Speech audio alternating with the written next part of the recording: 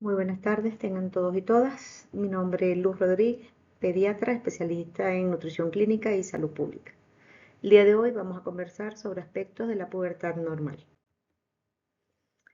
El contenido de la conversación va a estar basado en algunos conceptos: adolescencia, maduración sexual, pubertad, en los métodos para valoración del desarrollo sexual, la cronología de los eventos tanto en varones como en hembras, las variantes normales del crecimiento, en este caso de la maduración, el adelanto constitucional del crecimiento, telarquía prematura, pubarquia prematura, el retardo constitucional del crecimiento, la evaluación del estado nutricional del puber y el diagnóstico antropométrico de la situación nutricional. Bien, la adolescencia es el periodo de transición entre la niñez y la adultez, momentos de grandes cambios desde el punto de vista psicológico, sociales, biológico, y nos prepara para, en este caso, la capacidad reproductiva, y desde el punto de vista de crecimiento cesa el crecimiento, alcanzamos lo que teníamos destinado para crecer. La diferencia entre adolescencia, que es el concepto integral, biológico, social, psicológico, laboral, individual. Desde el punto de vista fisiológico y de eventos biológicos nos referimos a la pubertad como los cambios biológicos de ese momento de la adolescencia. Los rangos de edad están definidos desde el punto de vista de aspectos legales para cada país, o por la OMS 10 a 19 años en el caso de el lenguaje internacional. Sin embargo, para la evaluación individual vemos que los cambios van a tener diferentes momentos de aparición, y no tienen una edad determinada. Hay niños que lo hacen en una edad más temprana, hay niños que lo hacen al promedio, hay niños que lo hacen en una edad más tardía. Y lo que sí está es que la sucesión de eventos sí se mantiene tanto en varones como en ellos, pero el tiempo o la edad de hacerlos no. La maduración sexual es el resultado de un proceso complejo en el cual intervienen aspectos genéticos, los antecedentes de menarquias tempranas en madres o de desarrollos tardíos, generalmente en tíos y padres, el sistema nervioso central como un controlador desde el punto de vista del eje hipotálamo hipofisario gonadal hormonal, y los aspectos ambientales como el gran modulador. Entonces, la coordinación de esos tres grandes factores van a determinar los eventos de cambios en la pubertad, y los cambios va a ser el estirón puberal desde la mínima velocidad de crecimiento hasta el pico máximo de crecimiento, cuánto dura el valle y cuántos centímetros va a alcanzar durante ese tiempo, y algunos cambios desde el punto de vista de composición corporal, como son cambios en el área grasa o en el área muscular, que acompañan a este momento. Entonces quedamos que la pubertad es un conjunto de cambios biológicos, morfológicos y fisiológicos, y que se dan en varones y en hembras con rango de edad variable, en individuos y en poblaciones. También hemos comentado en otras presentaciones que el venezolano tiene características de madurador temprano. La pubertad, el inicio viene dado por la aparición de caracteres sexuales secundarios, en este cambio, cambios gonadales, y eso responde a un aumento de la gonadotropina. O sea, hipotálamo estimula hipófisis estimula gónada, las gónadas producen esteroides sexuales y hormonas sexuales que son responsables de los cambios fenotípicos o de los cambios de maduración sexual. Cuando finaliza la pubertad, una vez que ha adquirido la capacidad reproductiva y desde el punto de vista de crecimiento, una vez que ha cesado o ha desaparecido todo el cartílago de crecimiento. La maduración es normal si, siempre y cuando se mantenga en un rango, y ese rango de normalidad lo vamos a ver que se analiza en curvas percentilares o barras percentilares, y los puntos de corte aquí van a ser 3 y 97. Hemos hablado de puntos de corte digamos, en comentarios o en charlas anteriores. Sin embargo, aquí mantenemos 3 y 97, igual que para talla, igual que para circunferencia cefálica, los puntos de corte de normalidad. Por encima del percentil 90 está el madurador temprano, por debajo del percentil 10 estaría el madurador tardío, como variantes normales del crecimiento. Los cambios de desarrollo sexual en la niña vienen dados por la aparición del botón mamario. El primer cambio viene en glándula mamaria. El botón mamario aparece al mismo tiempo que la niña inicia el estirón puberal. Entonces son los dos cambios, digamos, que vienen en la niña en un primer momento. Luego viene la aparición del vello pubiano, por último la aparición del vello axilar y posteriormente la menarquia. En los varones el primer cambio viene dado por el aumento del volumen testicular. un volumen testicular con lo que ven a la derecha, que es el orquidómetro de Prader, un volumen testicular de 4, marca el inicio puberal en el varón. Aquí todavía no hay cambio en escroto, ni en vello, ni en tamaño, ni grosor del pene, pero el volumen testicular mayor de 4 define el inicio de la pubertad. Aquí el estirón puberal no se da en las fases iniciales de estos cambios, en el estadio 1, se da en un momento posterior, estadio 3, igual que el vello axilar y el vello pubiano. Esto es lo que conocemos como la escalera de maduración de Tanner. Entonces definimos en la niña de abajo hacia arriba. Lo primero en que cambia es el desarrollo mamario, que cambia de estadio 1, que es infantil, niña prepuber, al estadio 2, que es la aparición de un botón mamario. A los 6 meses de la aparición de ese botón de mamario, en promedio comienza a aparecer el vello púbico, primero escaso, solo en labios mayores, no sube hasta pubis, es liso, todavía no es tan grueso, no es tan rizado, no es tan oscuro. A los 2 años aparece el vello axilar y la menarquia suele aparecer entre año y medio o 2 años después del primer estadio, que es el botón mamario. El estirón de crecimiento, como lo comentamos antes, en las niñas se da desde el inicio de la pubertad. Inicia botón mamario, inicia estirón de crecimiento. Esta es la curva percentilar que les comenté. Igual que hemos analizado curvas de percentiles o gráficas de percentiles, aquí tenemos barras. Lo que vemos, glándula mamaria, de izquierda a derecha, glándula mamaria, y vemos la primera barra con una sombra más gruesa, que es el percentil 50. Y tenemos 1, 2, 3, 4 barras, que son los diferentes estadios. Entonces, el primer estadio, el más bajo, sería estadio 2, cuando la niña pasa sin glándula mamaria, prepuber, a botón mamario. Ese sería el estadio 2. Cuando ya es botón mamario y areola, lo que está aumentado de tamaño en montículo sería un estadio 3. Una mama parecida a la de adulto más pequeña sería estadio 4. La mama adulta sería el estadio 5. Y lo que vemos en cuadros serían los percentiles. La franja oscura sería percentil 50. Si vemos a la izquierda, tenemos percentil 75, 90, 97. A la derecha, percentil 25, 10 y 3. Si nosotros cruzamos en esa barra abajo, la edad de la niña, en este caso contra el escalón o el estativo alcanzado de glándula mamaria, leemos entre qué percentiles está y la interpretación es igual que el resto de la interpretación percentilar. El que está en el percentil 50 es promedio, el que está por debajo del percentil 50, pero por encima, en este caso el percentil 3 sería normal, y el que está por encima del percentil 50, pero menor del 97, también sería normal. Este es el caso de los varones.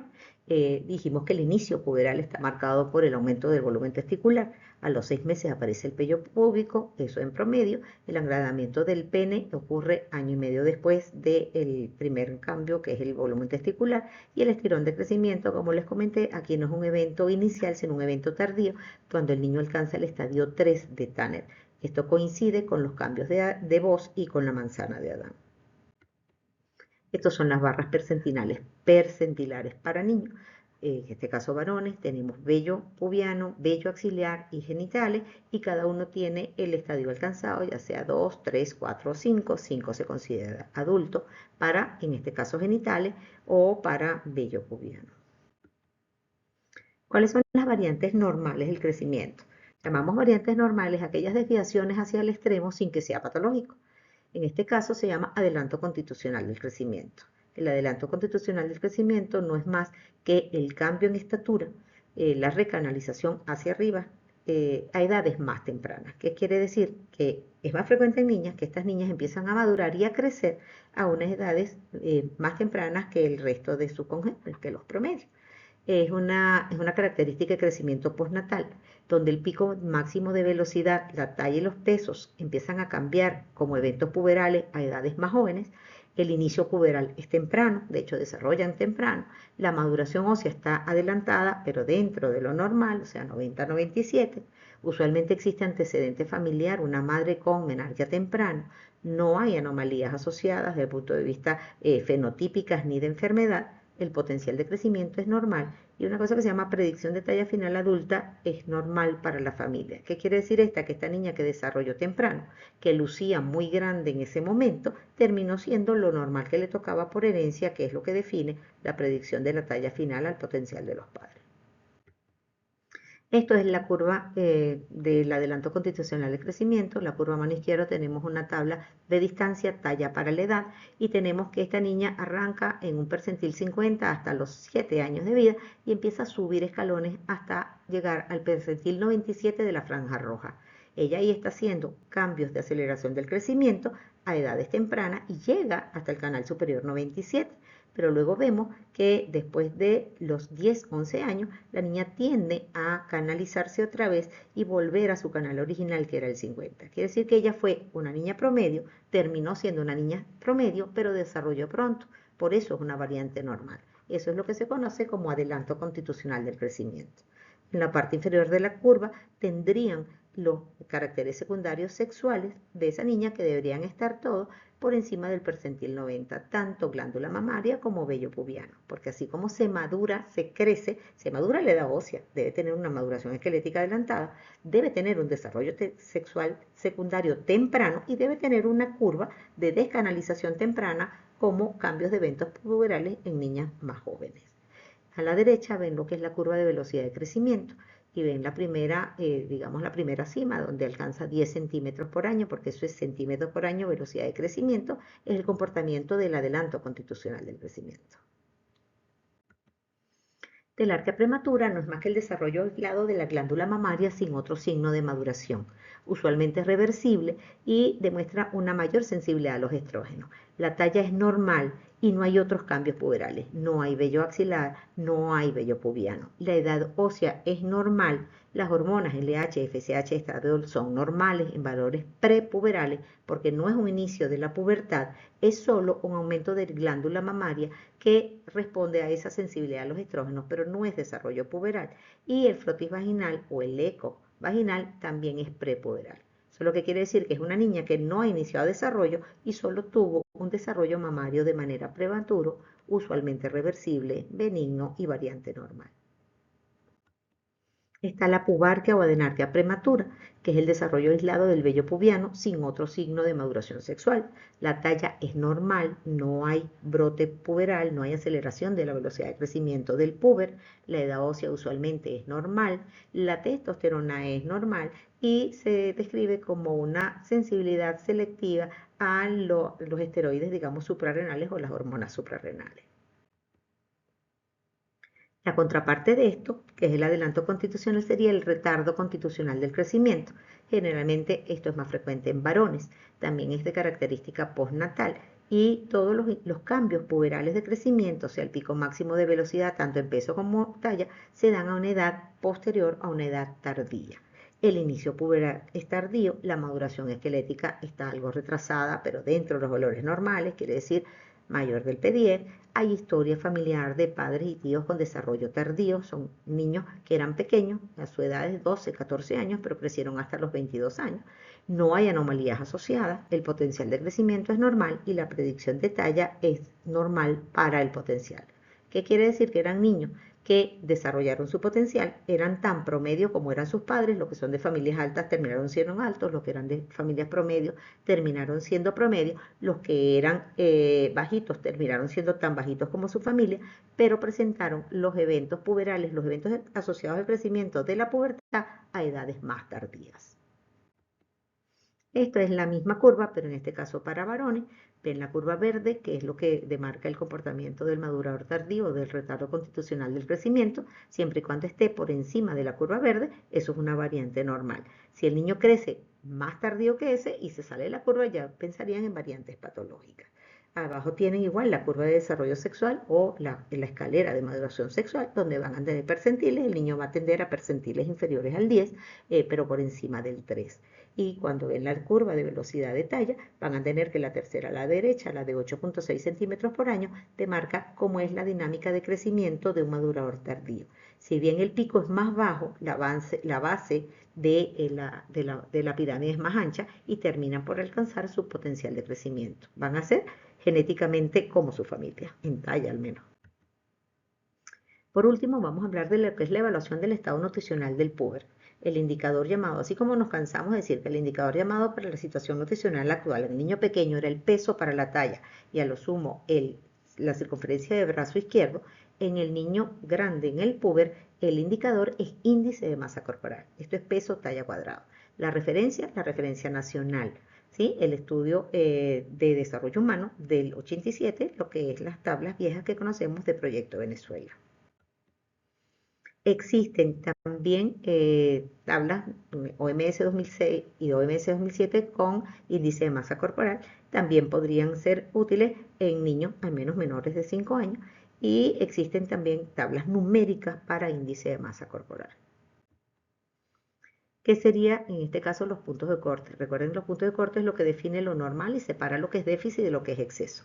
Sería, para el efecto de la referencia nacional, el punto de corte sería 10 y 90. Para efectos de la referencia internacional sería 15,85. Y sería bajo por debajo del 85, perdón, por debajo del 10 en la referencia internacional y sería alto por encima del 90. ¿Cómo hacemos el diagnóstico antropométrico, en este caso de niños grandes? Bueno, según índice de masa corporal, la parte de arriba del cuadro, y tenemos que definimos sobrepeso con un índice de masa corporal cuando está entre más 2 y más 3 desviaciones estándar. Definimos obesidad cuando el índice de masa corporal está por encima de más 3 desviaciones estándar. Definimos delgadez cuando el índice de masa corporal está entre menos 2 y menos 3 y delgadez extrema cuando está por debajo de menos 3 Z o menos 3 desviaciones estándar. Para finalizar, vamos a separar o a clasificar la pubertad normal, precoz, adelantada y la pubertad tardía. Se considera pubertad normal aquella que aparecen los caracteres secundarios sexuales en la hembra no antes de los 8 años, entre 8 y 13 años, y en el varón no antes de los 9 años. Hay una pubertad precoz, que es antes de los 8 y antes de los 9, y hay una intermedia, que es esta pubertad adelantada entre 8 y 10 años y medio para las niñas, entre 9 y 12 y medio, donde entra el adelanto constitucional de crecimiento, pero hay que hacer diagnóstico diferencial con otras variantes no normales de talla o de maduración.